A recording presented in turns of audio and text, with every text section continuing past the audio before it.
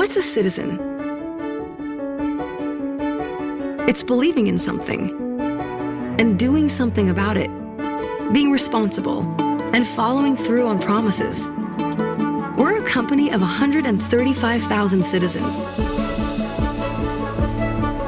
And we have a plan to work toward a greater good, a better future to share, one that will move us all forward. Citizen Verizon, our plan for economic, environmental, and social advancement. Good morning, good afternoon, and good evening. Welcome to Up to Speed Live, 12 o'clock here on the East Coast. Citizen Verizon, we got an email from Hans about it earlier today. He'll tell us more about it here in a couple of minutes with an update. So I'm getting a lot of the media circuits this morning, telling folks about all the work we're doing there. Also have Christy joining us today to give us some updates and some thank you from our customers and things that are going on. And any of the questions that you may have, you can always drop us an email live@verizon.com, and we will get those to Christy and Hans. So I want to get started right away with Hans. Hans, how are you today, sir? A lot going on. Hey, Jeremy, good seeing you again. You and I started this day at 6 a.m. Together on a press conference. I will come back to that later on. But let me start by, first of all, saying hi, all of you teamers. Great to be back.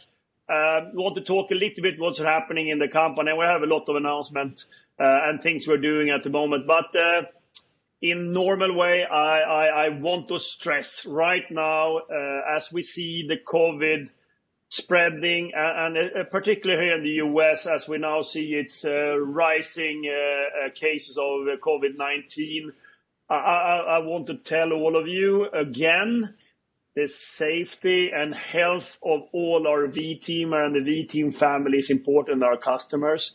I know that our store employees are doing a heroic work. We have now somewhere around 75% of our stores open, but we work with curbside delivery, touchless retail, inside sort of drop deliveries, but also, of course, seeing that we have by appointment, so we can still deliver to our customers what is so important to them in this time. At the same time, of course, protecting ourselves, but also our customers. So I'm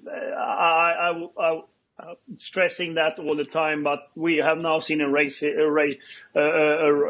that is quite considerable here in the US. In the rest of the world, I would say we also see cases coming up and down, and we just need to continue to take care of ourselves and following the safety instructions there that we have, and be very cautious. This is far away from over. I just want to tell you that as if you didn't know, but that's how it is.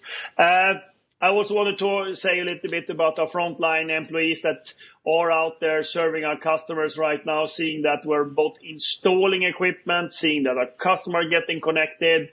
And the same goes for you guys, and you are doing a great job. We are continuing to go forward with many of our so important projects. I remember last time I was on Up to Speed, I talked about a very exciting second half year of 2020, and it's still very exciting. We have a lot to do. I will talk about the network, and I'm not sure how much you're following, but Kyle and the team, the last couple of days, week, has been announcing a lot of new things when it comes to our network. First of all, the network holds up extremely well, but we also have done tests now, so we can use millimeter wave as backhaul for our 5G. That means that we don't need fiber for every site in the beginning, which is going to speed up this process even more, which is great news. We also have now been trialing out the core network for 5G, which is SA standalone, it's called. It's an acronym, of course, but it just gives us new features in the future. And we're not going to implement it yet, but now we're testing that, and it seems like that will work fine as well. So I think the team is doing a great job, and we also had the Open Signal coming out with their results for the second quarter here, where they are picking phones randomly, which is crowdsourced. We came out good again there. We're doing well, and I think that we will continue to see it. And I'm also excited to see what JD Power will come later this week, which is a more sort of holistic way of measuring our performance on the network. So stay tuned for that on later this week. We also have some other great announcement on 5G collaborations coming out tomorrow. I leave that for somebody else to announce, but I know it's great stuff coming. So the whole team is doing great work on the technology. And speaking about technology, this morning, Jeremy and me had a great opportunity to be on the press conference in India virtually. And I'm not remembering right now about how many media that was attending, but seldom I have so much media attending. We announced that we are now bringing BlueJeans to India together with Airtel, which is one of the largest carriers in the world. They're going to distribute BlueJeans to their corporate customers, small, medium, and large. And they have a fantastic brand reputation in India. First of all, I would like to thank the whole BlueJeans team, because it's 2 months since we closed the deal.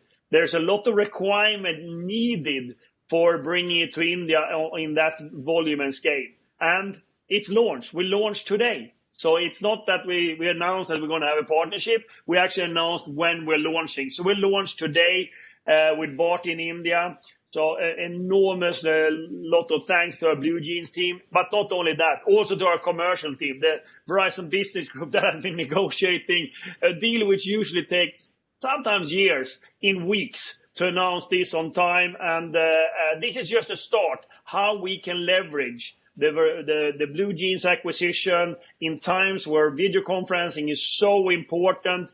And the team is excited. This is, again, we pick the best partners in this market, and Airtel is clearly the best one. And with our enterprise grade and secure video conferencing, I'm excited. And at the same time, BlueJeans guys came out with some new innovation today. So right now we can have 150 simultaneously speakers and 50,000 attendees at the platform at the same time. That is passing many of the smaller platforms, even though those smaller platforms are hugely penetrated. So the guys are doing a great job. So thank you for that. Lastly, I want to come to Verizon, Citizen Verizon. As you all remember, we embarked on Verizon 2.0 in October, November 2018. And one of the most important things was to see that we had the 4 stakeholders embedded in our strategy: the shareholders, the customers, employees, and society. And we have constantly worked to see that we have that inside our strategy. And I think that during this pandemic and all other economical downturns and racial injustice, we have proven that that is a very important piece for us. And we all the time have these 4 stakeholders in front of us when we're executing the strategy. And we want to do a positive impact long-term for all 4 stakeholders in every decision we take. What we're doing right now, we are packaging this in a form that we call Citizen Verizon. And the reason we do it, we think it's easier for our customers, for us as employees to understand what is encapsulated in that society strategy that we have, but also for our shareholders and for the society. So that's why we today launch Citizen Verizon. I've been interviewed for 7 different outlets what this means and why we're doing it now. Remember, this is nothing new we're doing. We have been on to this for now quite a long time to see we embed it. It's a way just to package it for all of us and for all the stakeholders. So it's 3 pieces of it which are important. The digital inclusion, which is how we see that we're including parts of our society that are underserved or don't have the access, like Verizon Innovative Learning. Here we have made a commitment to providing 10 million youths with the digital skills necessary to thrive in a modern economy by 2030. So it's 10 million we will see that they are getting access, getting the education, and we're going to have platforms out. It's a huge undertaking. Of course, we have started with our Verizon Innovative Learning. Since 2012, we have invested over $500 million in Verizon Innovative Learning. So this is a continuation of it with a target also, because we want to have target. The second part is the climate protection, where we have clearly articulated a target to be carbon neutral in our full operations by 2035. That means that we need to have all our partners as well being there. As an intermediary step, we have the 2025, when we're going to have 50% of all our electricity coming from renewable energy. And I can tell you, the team in technology, supply chain are working hard with this. And that's why last year, you might remember, we did the first bond, a green bond, in order to see that we can actually procure certificate for renewable energy. That's how you do it in the beginning, before you can move the plants and see everything is upgraded. So that's the second part of this Citizen Verizon. And the third one is the human prosperity. Is of course how we deal with people and doing the right thing. And here we have committed to prepare 500,000 individuals from the most vulnerable and under-resourced communities for jobs up to 2030. And we're going to do that by platforms that Christy has been working with to deploy, but we're going to take a much wider responsibility for it.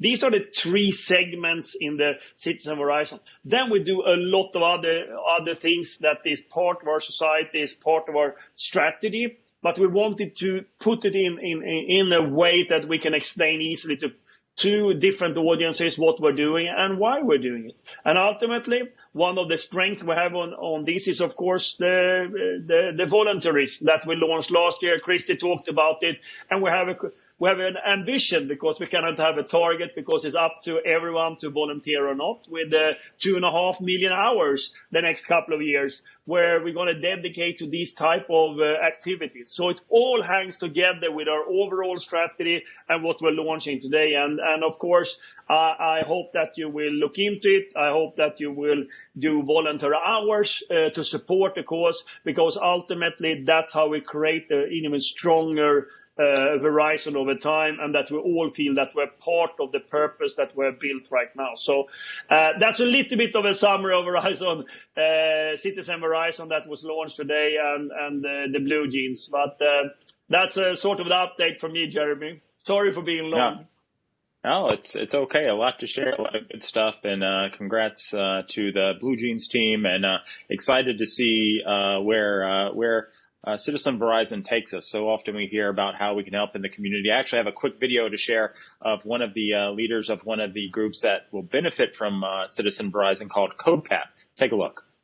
CodePath is an education nonprofit focused on increasing diversity in tech by transforming college computer science education nationwide. We're primarily focused on serving students from low-income and underrepresented backgrounds, also first-generation college students. Verizon has helped us to reimagine what our volunteer and mentorship programs could look like. And the involvement of so many volunteers from Verizon have truly moved our organization forward and brought us to a point where we would not be otherwise. If you think of the core goals that we have in CodePath, the core things that we have to achieve and to support our students, first we need to inspire them to even be interested in a technical career. And we need people for that. We need people who they can relate to connect with, who can show them what it's like, what their career could be like. We also need to make sure that they excel, that they get better. And that's when the consistent mentorship from Verizon volunteers, the participation in technical panels, the workshops, all of the involvement, none of that would be possible without the involvement of Verizon's volunteer program. For all of you that have already volunteered, you are making an impact. And your contribution is building the future that we want to live in. Thank you so much for that update. You really get a sense of how we can make a difference for so many different organizations that are out there. I want to get over to Christy now for some updates. Christy, how are you doing this afternoon? I'm great, Jeremy, and it's great to be here with you and Hans today. We have so much to talk about. And I first just want to echo my own personal excitement for Citizen Verizon. and really recognize the depth and the breadth of this framework to expand our impact as a responsible business. And I want to give a shout out to Rose Kirk and our CSR team for all the work they've done to shape these commitments into actionable, ambitious goals. And I'd like to thank our brand and our marketing team under Diego Scotti for giving Citizen Verizon an identity and a voice that all of us can champion. And echoing Hans, no matter where you are in the world, there are opportunities to give back and have an immediate impact through our volunteer portal. So every time you sign in and you do an activity, just think you are now contributing to Verizon's global impact, and your actions are matched by both the V team and Verizon as a company. And so together we can make an extraordinary difference and move the world forward for good through Citizen Verizon. And so what I thought I would do to build on some of Hans's comments is just share an update, Jeremy, on the racial action plan that we shared a few weeks back and all the steps that we wanted to take to support racial and social justice. We organized this into 3 pillars.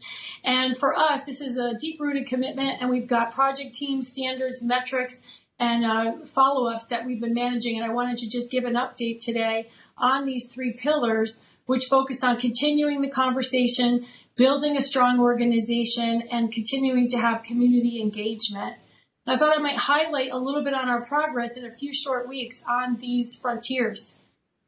First, in continuing the conversation, we think it's so important to keep people talking and sharing openly and learning and listening from each other. And so we continue to and will continue to have conversations throughout the company through forums like our Courageous Conversations with our different ERG organizations and employees, or bringing in external speakers to share their points of view and knowledge with our employees. We also launched #Next20 on the birth of our 20-year anniversary, and we're using that as well as a place to have really important conversations. We had our first episode focused on criminal justice reform as it relates to race, and next week the series will continue with a conversation on voter education and how we can make sure every vote counts. We've also expanded our racial and social action toolkit to serve as a one-stop source for employees to access both internal and external resources. And finally, I'd like to share in total, the content and the conversations that we've promoted around racial justice have gotten over 600,000 views since June 1st. And so this is an incredibly impressive number, and I'm really proud of the V-teamers that are using this moment as a learning opportunity, but we're not going to stop there, and we're going to continue going, and we know we're going to drive that number even higher. Our second pillar is around building a strong organization, and we've got a couple of frontiers here that we're focusing on. First, with regard to outreach and diverse hiring, we are reassessing all of our current college and high school partnerships to expand outreach into the Black and African American communities. And we're also piloting virtual candidate meet and greets and diversity job fairs with our employee resource groups. In the mitigating bias and allyship training area, we, this very week, are rolling out a new racial equity and justice learning plan on the learning portal. We heard from a lot of employees that engaged in the Courageous Conversations or followed the content on the toolkit or listened to our experts talk, who actually reached out and said, where can I get more training and how can I get more knowledge? So we've put together a learning pathway, and it will cover the impact of racism, how bias has affected and affects our Black and African American people in our country and others, and much more. So check that out on the learning portal. We also have had an unconscious bias training program, and we're expanding those sessions to include all leaders by September 30th. And starting in August, we're going to be launching conscious inclusion and racism training for people leaders. And finally, you heard from Willie Jackson on our first Up to Speed Friday conversation around race, and he really talked about how to become an ally and move from ally to advocate. And we have been piloting over the last few weeks with a lot of our employees allyship training, and we believe we're going to have that ready and at scale by the end of August. So in September, that will be available to all of our employees. In addition, we're working on making sure we're cultivating a really strong pipeline. And so we're going to be launching Competitive Edge this month with 40 Black employees who are part of our Band 6 Top Talent Program. And that's going to help us further strengthen our pipeline. We also are launching a new mentoring tool in the company, and we're very excited about having all of our employees be able to find mentors and for mentors to engage in and learn from mentees. And we're pretty excited about what that holds for us. And we also know this is an incredibly stressful time for a lot of our employees, so we can't emphasize enough that all of our EAP resources are available. And we've had actually 88 small group workshops to date, allowing employees to come together on the topic of race relations and have employee assistance sessions, really helping each other with also guided professional support. And then finally, we have an entire platform and a pillar around community engagement. And I couldn't be prouder already of the work we've done on our first two pillars, and that continues with this third pillar. Back in June, you heard Hans announce that we were contributing a total of $10 million to leading racial justice organizations. Since that point in time, Rose Kirk and other executive leaders of the company have met with the stakeholders and leaders of the organizations we made donations to make sure that we're understanding the scope and the structure of the grants, and that we're able to follow up on how we can support that with our employee volunteerism, and that the programmatic areas that our donations are supporting emphasize criminal justice reform, civic engagement and voting, police reform, and economic infrastructure and small business support. We've also received initial program proposals, and so as this moves forward, Rose will continue to lead and manage this with our key partner organizations. And building on that, we know economic empowerment is a very important component of this pillar. And we want to highlight that Verizon contributed $7.5 million to small businesses already this year, and 46% of those grant recipients were Black-owned businesses. And so we are committed to continuing to strengthen economic empowerment across the Black community and focusing our efforts on upskilling and reskilling to help under-resourced community members thrive in the digital economy, which leads me to our Verizon Innovative Learning, which you heard Hans mention in our announcements around Citizen Verizon. But we have been longtime champions of digital inclusion. We're expanding our impact through Verizon Innovative Learning, which targets middle schools in communities of color. And in fact, 35% of the students joining the program in the fall of 2020 are Black.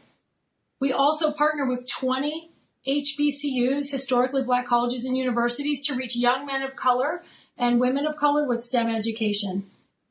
And then finally, on the criminal justice reform front, we are on the front lines fighting mass incarceration and also championing fair and responsible police policies and practices.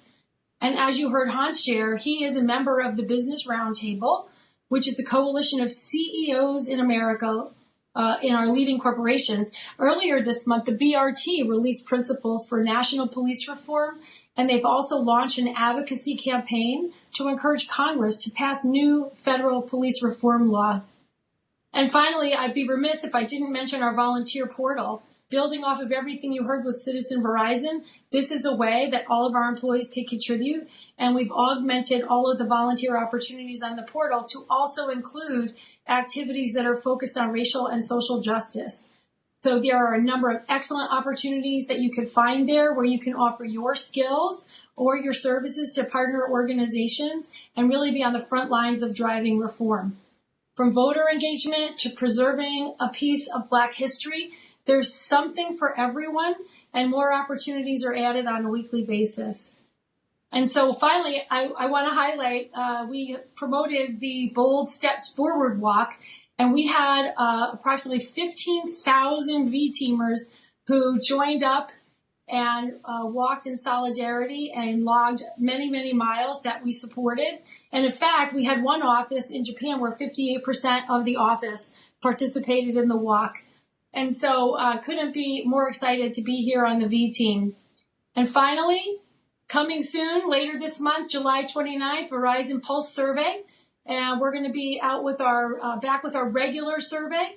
And we're going to have a lot more questions than we've had in the past, so we can really establish an excellent baseline on our Verizon 2.0 culture and inclusion, and work towards our employee North Star being one of the best places to work in the world.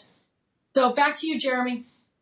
Christy, thank you so much. So much happening in your world. I want to stick with you for a real quick question before we get to a point to wrap this up. What are some of the reminders you want all of us to know as we have folks working out in the field? Some folks, the week B now, second week of return to office, and folks working in the stores on how to stay healthy and safe as we see cases continue to tick up. Thanks, Jeremy. As you heard from Hans, nothing is more important to the Verizon Leadership Council Committee than our employee safety and health. And we've tried to approach every step of COVID with that in mind. This problem is only going to be accomplished and tackled when we all work together. So we've put out safety and health guidelines for employees, and we would just ask that you educate yourself on those and you follow those guidelines. If you're working in an office setting, please wear your mask. Please observe social distancing. Sit at the designated work locations and fill out your return to office application. If you're out in one of our retail stores, please follow all of the touchless retail protocols and the ways in which we've designed the workspace to keep you safe. And also, if you're in our dispatch and our field engineer teams, please follow all the protocols we put in place for any of the work we're doing in the field.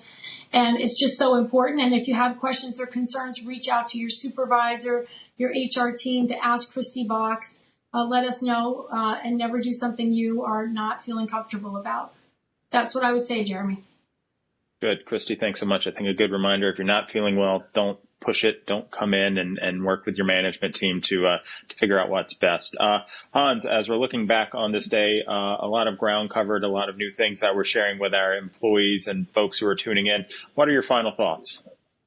Oh, yeah. No, this was an action-packed day with a lot of new information. And guys, you can send questions to Jeremy and Christy, and we will see that we answer them. And, of course, coming up to speed the next couple of days, just talking about this racial justice. I want to thank all the V-teamers for the engagement you have, both for listening and to discussing. I still get a lot of mail from people in the organization being part of conversation or have a story to tell. And some are good, some are not so good. And I think what is happening for us, as for everyone else in this country, the bar has gone up. We just need to do better in this, even though we think we have done stuff, etc. And that's why I'm so encouraged to see what Christy is sharing, that we are not happy where we are, even though we have done a lot. We just need to do more. And that's really what's happening right now. So all of you teamers, please continue to do what you do because it's important. I didn't touch so much about business as usual in my opening because I had so much to talk about, but I also want to bring it back that we are very much in business as usual with all the restrictions that we heard Christy talk about, what I talked about. But business as usual becomes important. I mean, if I look at my agenda this week, I think I have meetings with 8 different enterprises talking about 5G, how we can help them, talking to customers. I also, as you heard, talked about the BlueJeans launch, etc. So I'm very much at business as usual. Even though I'm home and doing it from home, it is how it works. So I encourage all of you to continue to do business as usual. We just need to continue to come strong out of this and continue to be a very good company. And going from fantastic or from great to fantastic, which I usually say, I think we're on our way.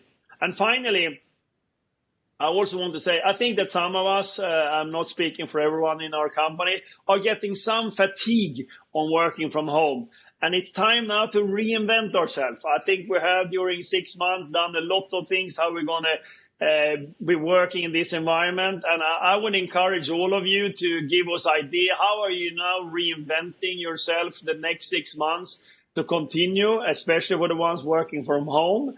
How do you think, what are the things we can do differently? I think we did a lot of stuff the first half with up to speed and a lot of virtual meetings, conversation to see that we don't get this fatigue of working from home. So I ask you to submit whatever you have to Jeremy, and we will sort it out. But it would be good to see ideas what we can do more, so we don't get into fatigue in this very complicated situation where we just need to realize it is a pandemic that is the worst in the history that we can remember. It's killing people. It's bad. So we just need to continue to understand that some of us will be working from home. Some of you will be in the field and actually taking precautions for that. I'm asking you, how do we continue to keep up the motivation and the engagement in the company in times like this? Any idea? Send them to Jeremy, and I can tell you, Jeremy, me, and Christy, we will look into it and see if there's something we can apply to what we're doing here. I don't up to speed or something else. I mean, I'm ready to do anything to get the 135,000 VTvers to actually continue to be so excited and so motivated in times like this, because it makes a huge difference for our customers, for us V-teamers, for our shareholders, and a society at large. So keep it up. Report to Mr. Jeremy. He will sort it out. That was a good ending on this, Jeremy. Back to you. That was fantastic. I'm ready for the email box to get way out of control. So good thing I try to practice inbox zero. We'll see where that happens at the end of the day. But like you heard, Hans, challenge out there for all of us to figure out what we can do to reinvent ourselves and keep the business and the momentum going in everything that we're doing. And one of the things that keeps me going are pieces of feedback from a customer. So I want to share this really quickly. Mike, if you want to go ahead and take the slide here, note from a customer down in Pennsylvania who is a university professor, writing this letter to say that I was only able to teach in a virtual classroom, but that my students commended me in their semester end surveys as ease when I transitioned from in-person to Zoom instruction. Kind words indeed from students hoping to get a good grade. I've never been accused of that before. But during the time of much fear and anxiety, I knew every single time I needed the internet, Verizon would be there for me. It may sound silly, but once I knew that my foundation was strong, I felt able to do my job to the best of my ability. Verizon gave me that confidence. Been a big fan of Verizon and its services, but you now have a customer for life. That's from Donna McFadden in Pennsylvania. Donna, thank you for sharing that with us, and a prime example of why we do what we do every single day. And all of us around the world as part of Verizon are parts of that in so many different ways. So thank you. Looking forward to all of your emails. We'll be back with you again tomorrow. And until next time, you're up to speed.